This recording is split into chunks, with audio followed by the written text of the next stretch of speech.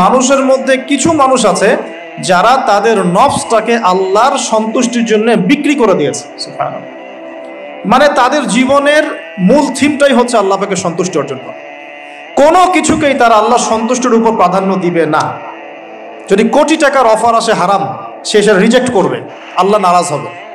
একটা সুন্দরী মেয়ে যদি জেনার অফার করে, সে রিজেক্ট করবে, কারণ সে আল্লাহকে ভয় করে। সে আল্লাহ পাকের জমিনের উপরে গায়রুল্লাহ বা কুফফারদের, তাগুতদের কোনো লজ ইমপ্লিমেন্ট করতে পারবে না, কারণ সে আল্লাহকে ভয় করে। সে ইকোনমিক লাইফে হালাল হারামের পরোয়া করে চলবে, কারণ সে আল্লাহকে ভয় করে। সে তার পরিবারে পর্দা এস্টাবলিশ করবে, বিকজ সে আল্লাহকে ভয় করে। মানে আল্লাহ পাকের সন্তুষ্টির জন্য নিজের নফসটাকে, জান মাল সবকিছুকে বিলিয়ে দিয়েছে। এই মানুষগুলো সম্পর্কে আল্লাহ বলছেন ওয়াল্লাহু রাউফুম বিল ইবাদ। এই মানুষগুলোর প্রতি আল্লাহ পাক রাউফ হবেন, কোমল নরম সফট হয়ে যাবে। সুবহানাল্লাহ। কোমল নরম সফট মানে কি? কিয়ামতের মাঠে ডাকা হবে, এই গুনাহগুলো করেছিলে? জি আল্লাহ, আমি এই গুনাহগুলো করেছি। আল্লাহ পাক পর্দা দিয়ে দিবেন। পর্দার পরে বলবেন যে দুনিয়াতে তোমার এই গুনাহগুলো আমি গোপন করে রেখেছিলাম, আজকেও সবগুলো গোপন করে দিলাম, জান্নাতে চলে যাও। আল্লাহু রাউফুম বিল ইবাদ। আল্লাহ পাক তার বান্দার প্রতি রাউফ, কোমল হবে। দুনিয়াতে রাউফ কেমন? যে কোনো বিপদ আপদ বালা মুসিবতে সেই ব্যক্তি হাঁটু গেড়ে আল্লাহর কাছে চাবে, আল্লাহ আমার এই সমস্যা, আল্লাহ আমার এই সমস্যা, আল্লাহ আমার এই সমস্যা। আল্লাহু রাউফুম বিল ইবাদ। আল্লাহ পাক ওই বান্দার প্রতি সফট, কোমল হয়ে যাবে। এগুলোর অনেক প্রমাণ আমি আমার জীবনেও পেয়েছি। এগুলো আমি পাবলিকলি বলতে পারবো না, আর আপনি ব্যাখ্যাও করতে পারবো। আর এমন কিছু বিষয় আছে যেগুলো আসলে মানুষকে বলেও বোঝানো যায় না।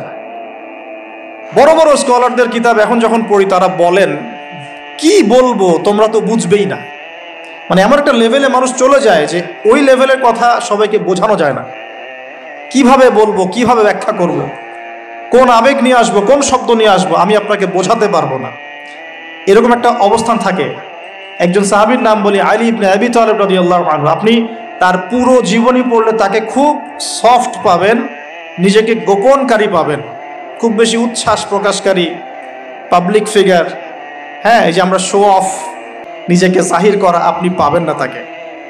এবং তিনি শেষ জীবনে কি বলেছেন জানেন?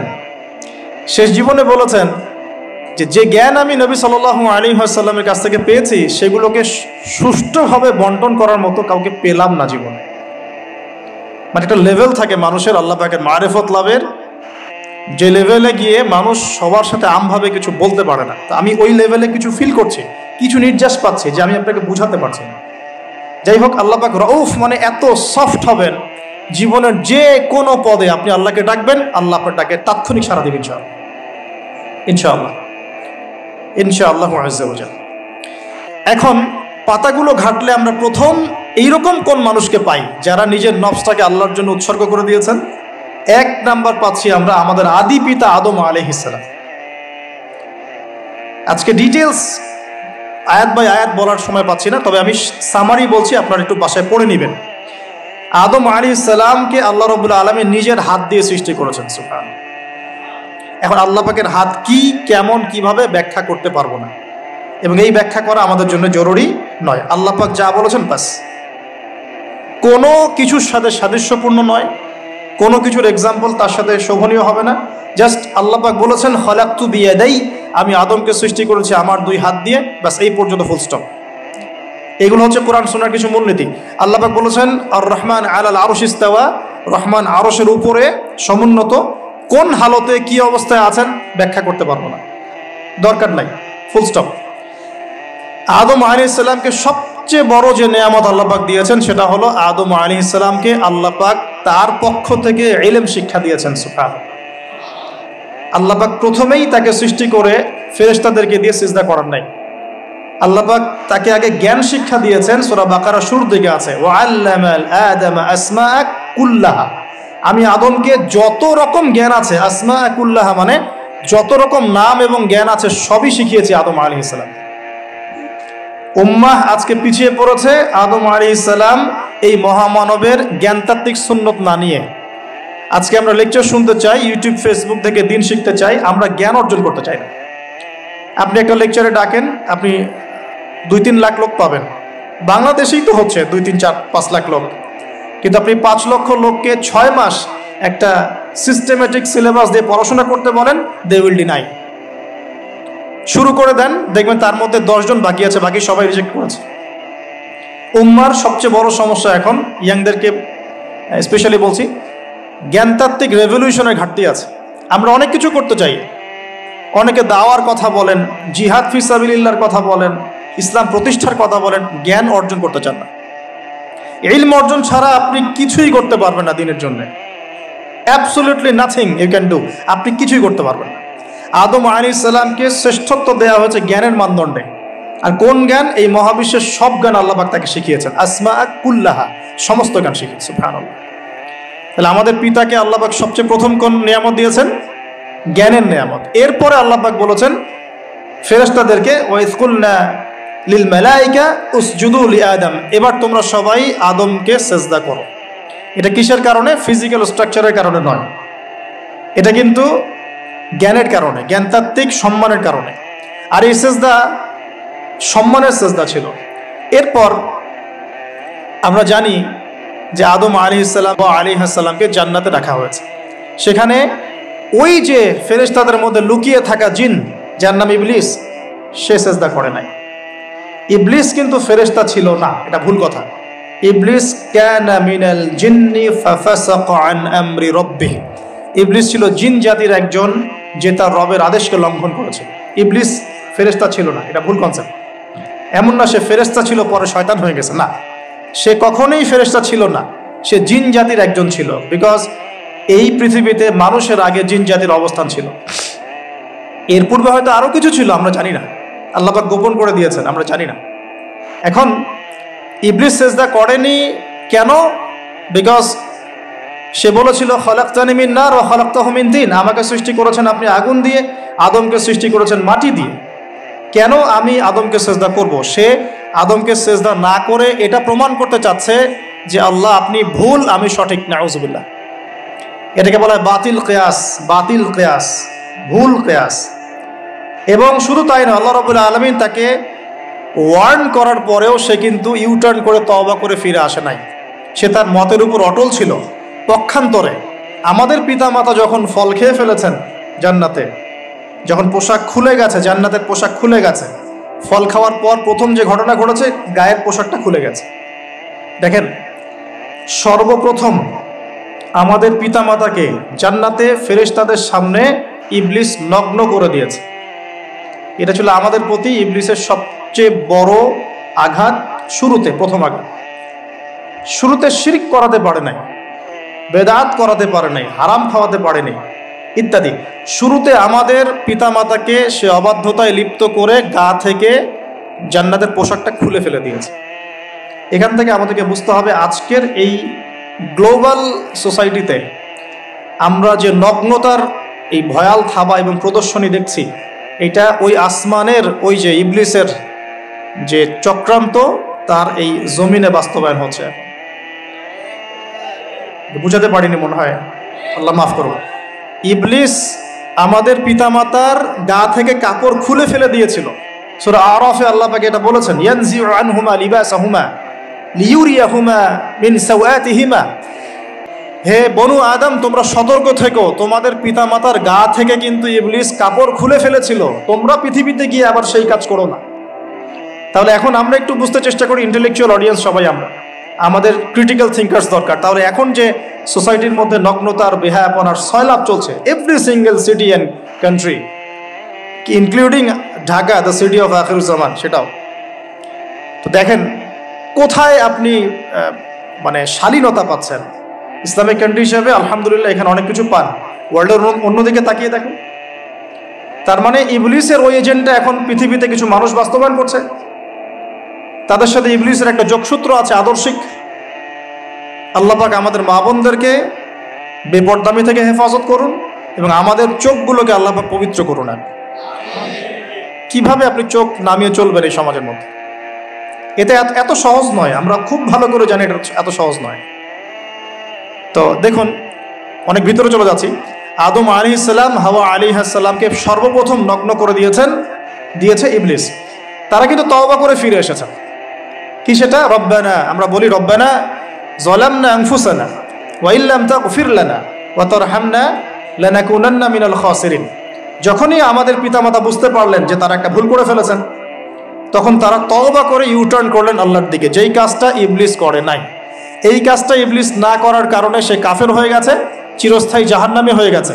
আর এই তওবা করে ফিরে আসার কারণে আমাদের পিতামাতা জান্নাতি হয়ে গেছে। আল্লাহ পাক এ কারণেই তার রাসূলের মাধ্যমে জানিয়েছেন যে প্রত্যেক আদম সন্তান, কুল্লু বানি আদম খাত্তা, প্রত্যেক বনু আদম হচ্ছে পাপী। আমরা সবাই পাপী, আমরা সবাই পাপী। পাপের তো শেষ নাই আমাদের, আল্লাহ মাফ করুন। ওয়া খায়রুল খাত্তাইন আত-তাওয়াব, যারা তওবা করে ফিরে আসে এরাই হচ্ছে শ্রেষ্ঠ পাপী। জীবনের যে কোনো সময় যদি কেউ খালেসভাবে আল্লাহর দিকে তওবা করে ফিরে আসতে পারে, আল্লাহ পাক এক মুহূর্তের মধ্যে তার আমল নামার সমস্ত গুনাহ মাফ করে নেকি দিয়ে পরিবর্তন করতে পারে।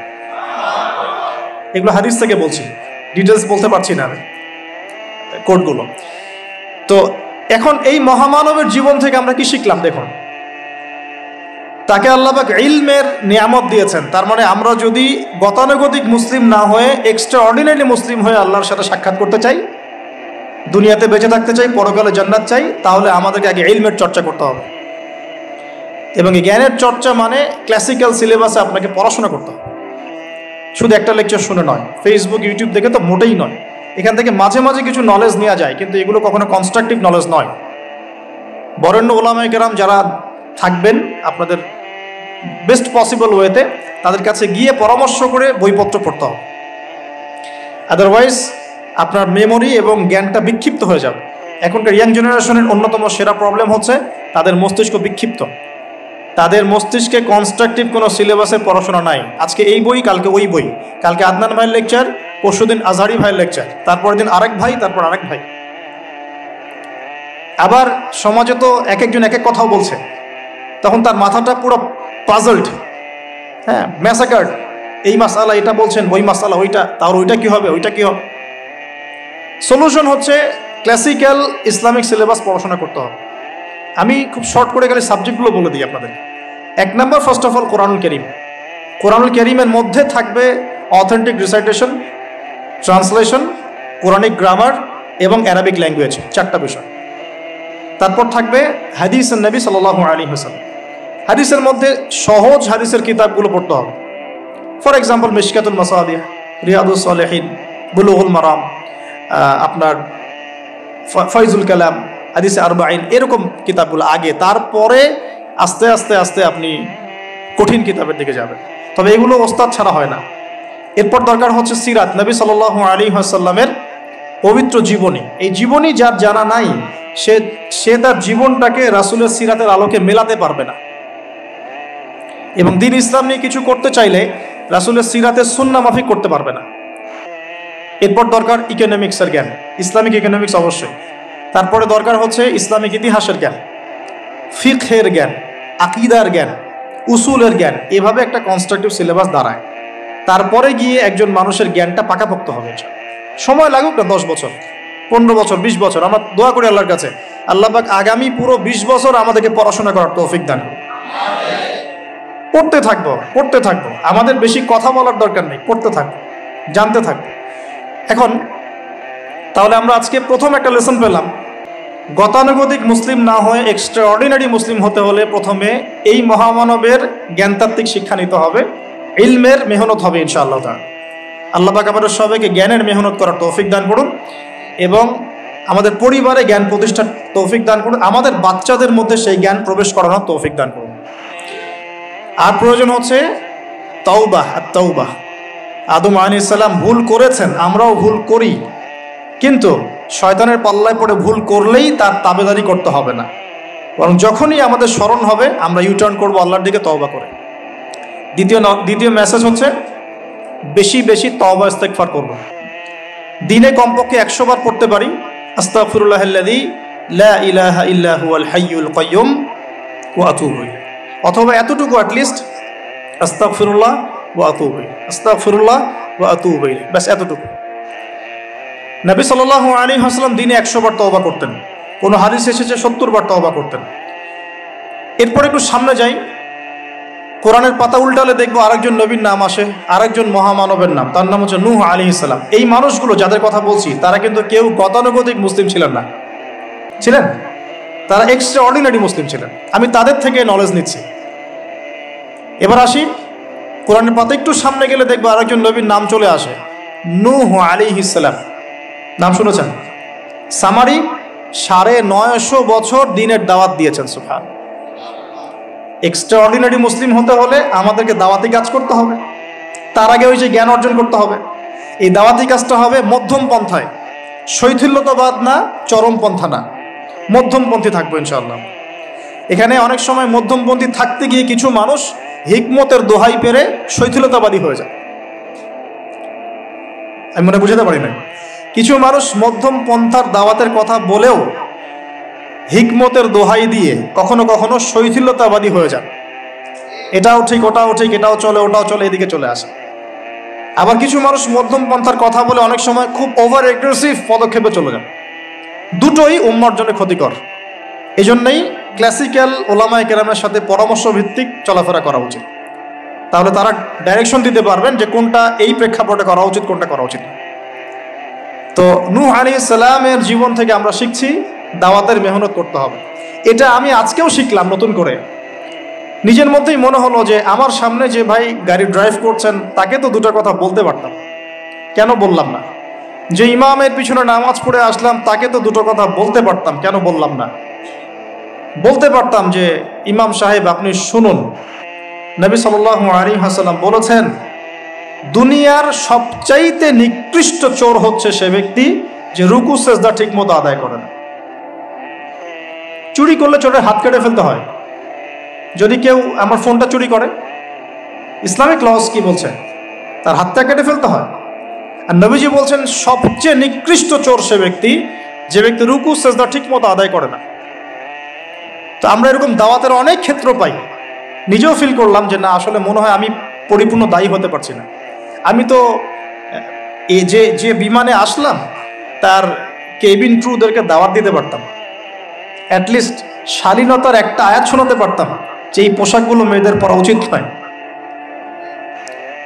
যে পোশাকটা আপনি পরে আছেন আকাশে উঠছে, সুবহানাল্লাহ, 1 সেকেন্ডের মধ্যে প্লেন ক্র্যাশ করতে পারে। Possible or not possible? 1 সেকেন্ডের মধ্যে। সেখানে আমি কিভাবে আল্লাহর জিকির বাদ দিয়ে বেহায়াপনা লিপ্ত হতে পারি? বিশ্বাস করেন, হয়তোবা আমি একটু দুর্বল মনের মানুষ কিনা জানি না, কিন্তু আমি এয়ারে উঠলে আমার সবসময় ফিকির থাকে লা ইলাহা ইল্লাল্লাহ লা হাওলা ওয়ালা কুওয়াতা ইল্লা বিল্লাহ আস্তাগফিরুল্লাহ ওয়া আতুবু ইলাইহি। মানে আমি মনে হয় যে আল্লাহ পাক ধরে রেখেছেন আমাকে, এটা ফিল করে আল্লাহ ধরে রেখেছেন বলে যেতে পারছি। ওখানে আমরা কিভাবে নগ্নতা প্রদর্শনী করতে পারি, কিভাবে করতে পারি?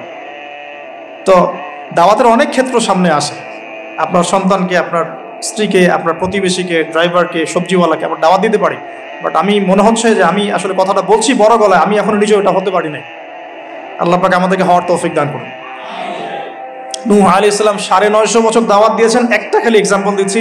তিনি সূরা নূহের মধ্যে আল্লাহ পাক বলেছেন, নূহ আলাইহিস সালাম আল্লাহকে বলছেন রব্বি, হে আমার রব, ইন্নী দাআউতু কওমি লাইলা ওয়া নাহারা, আমি আমার এই কওমকে প্রতিদিন প্রতি রাত দাওয়াত দিয়েছি। সুবহানাল্লাহ, প্রতিদিন প্রতি রাত। আজকে এসেছি, হয়তো 2-3 মাস পরে আপনাদের এখানে আবার আসতে পারি। প্রতিদিন প্রতি রাত কিন্তু আমি দাওয়াতি কাজ করতে পারছি না, আমরা কেউই করছি না।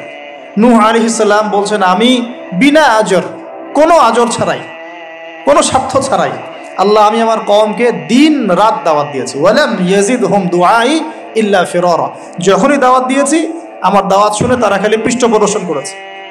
কেউ মাথা ঢেকে ফেলেছে, কেউ মুখ কান বন্ধ করেছে, হ্যাঁ, কেউ আমাকে পাগল বলেছে, মজনুন বলেছে। এমনকি তিনি যখন নৌকা বানাচ্ছেন আল্লাহ পাকের আদেশে, মানুষ পাশ দিয়ে হেঁটে যায় আর টিটকারি করে, কবে মরুভূমিতে নৌকা চলবে? নূহ, তোমার এই নৌকা মরুভূমিতে চলবে কবে? মানুষ টিটকারি মারে। তো এখনো দেখবেন স্ক্যাটোলজিক্যাল কথা বললে, আখিরুজ্জামানে কথা বলে অনেকেই মজা নেয়। কবে আসবে ক্যাশলেস সোসাইটি? বললাম তো চলে আসছে। কবে আসবে মালহামা? বলছি চলে আসবে। কবে আসবে বড় বড় ভূমিকম্প? আসছে, সবর করেন। তো নূহ আলাইহিস সালামের জীবন থেকে শিক্ষা, আমরা দাওয়াত দিব। আমরা ফার্স্ট অফ অল জ্ঞান অর্জন করব, ক্লাসিক্যাল সিলেবাস পড়াশোনা করব, ওলামায়ে কেরামের সাথে সোহবত রাখবো এবং দাওয়াতি কাজ করবো ইনশাআল্লাহ। এবং এখানে আমরা মধ্যমপন্থী থাকবো, নট চরমপন্থা, নট শৈথিল্যতাবাদ। নূহ আলাইহিস সালামের জীবন থেকে আরো দাওয়াত, দিন রাত দাওয়াতের মেহনত করা, দিন রাত দাওয়াতের মেহনত করা। আল্লাহ পাক আমাকে আপনাদের সবাইকে তৌফিক দান করুন। কতদিন? 950 বছর। কত বছর? 950 বছর। পুরো আব্বাসীয় খেলাফত ছিল 509 বছর কি 10 বছর মেবি। পুরো আব্বাসীয় খেলাফত 510 বছরের মতো। উমাইয়াদের ছিল 93 ইয়ার্স। আমাদের নবী সাল্লাল্লাহু আলাইহি ওয়াসাল্লামের দাওয়াতের মিশন বয়স ছিল 23 বছর। 950 বছর দাওয়াত দেওয়ার পর তাফসীরের কিতাবে এসেছে 40 or 80 ফ্যামিলিজ, এই 40 বা 80টা ফ্যামিলি ইসলাম কবুল করেছে। তার মানে এখানে শিক্ষা, এক্সট্রাঅর্ডিনারি মুসলিম হতে হলে দাওয়াতের মেহনতে হতাশ হওয়া যাবে না, লেগে থাকতে হবে, লম্বা সময় ধরে দাওয়াত দিতে হবে। আল্লাহ পাক আমাকে আপনাদের সবাইকে লম্বা সময় ধরে বিশ্বে দাওয়াতি কাজ করার তৌফিক দান করুন। আর সামনে যাই। নিজের ছেলে ইসলাম কবুল করে নাই নূহ আলাইহিস সালামের, নিজের স্ত্রী ইসলাম কবুল করে নাই। তার মানে আমাদের ফ্যামিলিগুলো এমন হতে পারে যে ফ্যামিলি নিজের ছেলে কথা শুনছে না, নিজের স্ত্রী কথা শুনছে না। পরোয়া করতে হবে না, তাদের পরোয়া করতে হবে না, শুধু দাওয়াত দিতে হবে। সেই অবস্থা লূত আলাইহিস সালামেরও, তারও স্ত্রী ইসলাম কবুল করছে না। আল্লাহ পাক তাদেরকে ধ্বংস করেছেন, নূহ আলাইহিস সালাম লূত আলাইহিস সালামকে উদ্ধার করেছেন। এখানে আমরা আমাদের দিনী বোনদেরকে রিকোয়েস্ট করব, আপনারা সবাই আপনাদের ফ্যামিলিতে খাদিজা রাদিয়াল্লাহু আনহা, আয়েশা রাদিয়াল্লাহু আনহা রোল প্লে করেন। নূহ আলাইহিস সালাম আর লূত আলাইহিস সালামের স্ত্রী রোল প্লে করবেন না।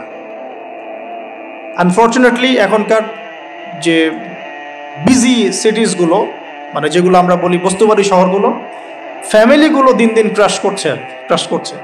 সম্পর্কের টানাপোড়া, বিচ্ছেদ, ডিভোর্সড, আকীদা আদর্শের মিল নাই, স্বামী ইসলাম প্র্যাকটিস করলে স্ত্রীর সমস্যা, স্ত্রী প্র্যাকটিস করলে স্বামীর সমস্যা।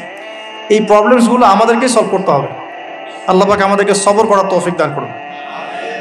পারিবারিক তালিমটা খুব বেশি ইম্পর্টেন্ট। পরিবারের তালিম চালু করা উচিত।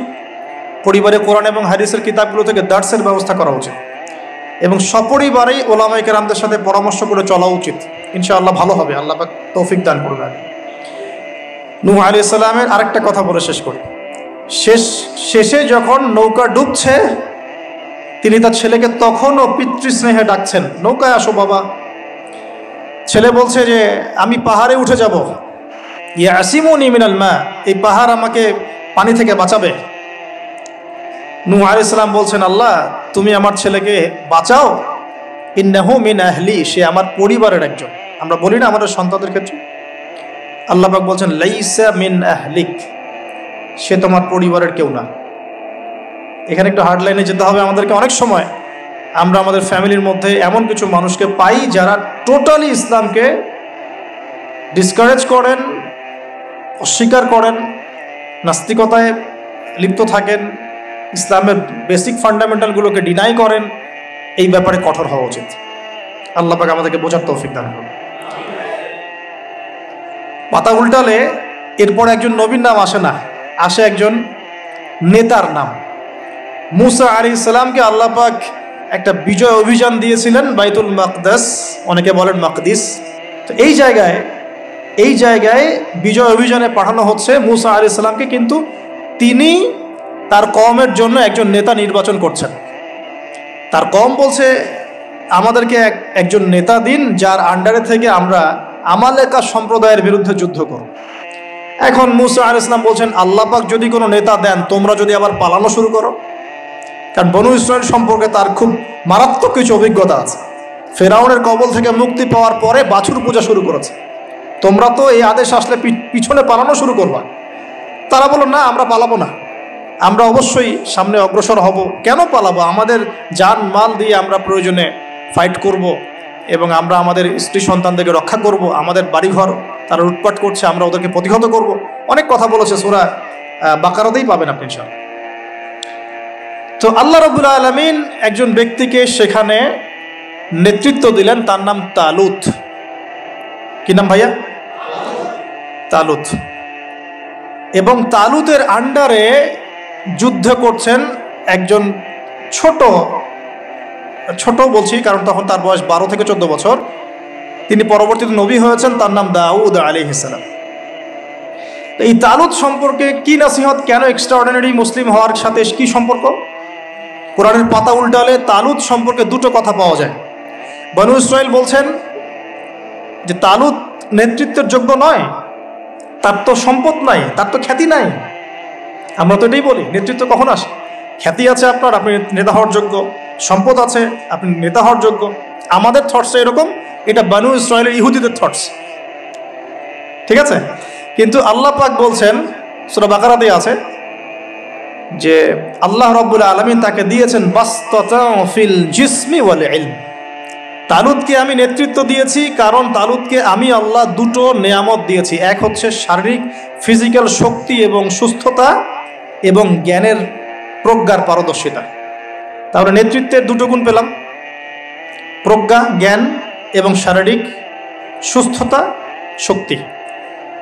এক্সট্রাঅর্ডিনারি মুসলিম হতে হলে আমাদের সবাইকে সুস্থ থাকতে হবে, ফিজিক্যালি স্ট্রং থাকতে হবে। এটার জন্য এখনকার লাইফস্টাইল ত্যাগ করতে হবে। You have to change your food habits and lifestyle.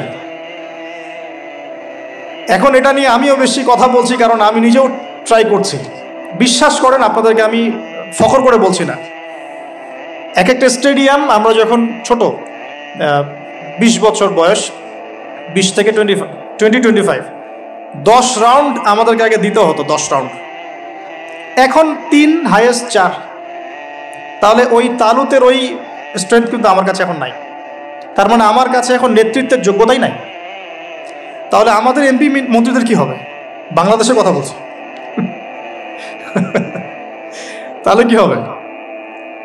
কেউ হুইল চেয়ারে, কেউ জ্বর হলে সিঙ্গাপুরে, কেউ ওইখানে অপারেশন, কেউ ওইখানে।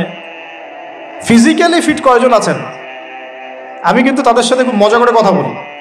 তাদের সাথে আমার খুব ভালো সম্পর্ক। ভালো সম্পর্ক মানে ফ্রেন্ডলি সম্পর্ক, মানে নাসিহত করি, নাসিহত। এক ভাই বলছিলেন, ওনাদের একজন বড় কর্মকর্তা, দোয়া করেন আমার জন্য একটু খাস করে সেজদায়, যে ঠিক আছে আমি আপনার জন্য দোয়া করব, আল্লাহ পাক আপনাকে তাগুতের বিধান থেকে বের করে নিয়ে আসুন। ঠিক আছে? তো যাই হোক, আল্লাহ তাদেরকে হেদায়েত করুন, দোয়া করি আমরা, আল্লাহ হেদায়েত করুন। এখন আমাদেরকে এক্সট্রাঅর্ডিনারি মুসলিম হতে হলে অবশ্যই ফিজিক্যালি ফিট থাকতে হবে। তালুতকে আল্লাহ পাক ফিটনেস দিয়েছেন। আর ফিটনেস কিভাবে আমরা রক্ষা করব আমরা বুঝবো। এটা খাওয়ার দাওয়ার, ঘুমানো, স্পেশালি ঘুমানো, ঘুম থেকে ওঠা, ফজরের পরের জগিং, প্রয়োজনে জিম, এবং ফুড হ্যাবিট চেঞ্জ করা। রাসূল সাল্লাল্লাহু আলাইহি ওয়াসাল্লামের প্রফেটিক লাইফস্টাইল ফলো করলে ইনশাআল্লাহ আমরা সুস্থ থাকবো। আল্লাহ পাক আমাদের সবাইকে, আমি সহ আপনাদের সবাইকে আল্লাহ পাক সুস্থতার নিয়ামত দান করুন, এবং আল্লাহ পাক আমাদের সবাইকে দীর্ঘ নেক হায়াত দারাজ করুন। এই হায়াতকে আল্লাহর দ্বীনের জন্য ব্যয় করার তৌফিক দান করুন। আরেকটা হচ্ছে ইলম। আবারও জ্ঞানের কথা আসলো। তালুতকে আমি জ্ঞান দিয়েছি। ইউতাল হিকমা, আল্লাহ পাক বলছেন যে ওয়ামা ইউতাল হিকমাতা ফাকাদ উতিয়া খায়রান কাসীরা, যাকে প্রজ্ঞা দেয়া হয়েছে তাকে প্রচুর প্রচুর প্রচুর কল্যাণ দেওয়া হয়েছে। সুবহানাল্লাহ। পাতা উল্টাই সামনে যাই,